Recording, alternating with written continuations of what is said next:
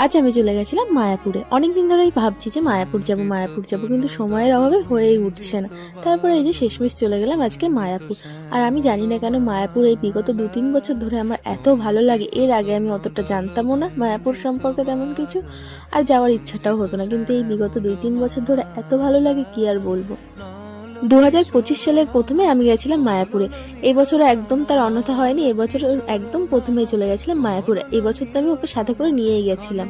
আর তারপরে আমরা চলে গেছিলাম মায়াপুর থেকে সোজা গোশালায়। আমার প্রতিবার যেতে এত ভালো লাগে কি বলবো। তারপরে এই যে ওখান থেকে এসে একটু গঙ্গার ঘাটে বসে দুজনে সময় কাটাচ্ছিলাম। আর এখানে আসলে না অন্যরকম একটা শান্তি কাজ করে। আর আমাকে কেমন লাগছিল তোমরা কিন্তু কমেন্ট করে জানিও। আর এর অনেকগুলো ভিডিও করেছি মায়াপুরে গিয়ে, তোমরা যদি চাও আমি সেগুলো পার্ট করে তোমাদের সাথে শেয়ার করতে পারি। তারপরে এই যে আমরা চলে এসেছিলাম ভোগ খেতে। আর ভোগের প্রসাদ এত সুন্দর খেতে কি বলবো। আর তোমরা কে কে মায়াপুর গেছিলে বা গেছো কমেন্ট করে জানিও। টাটা।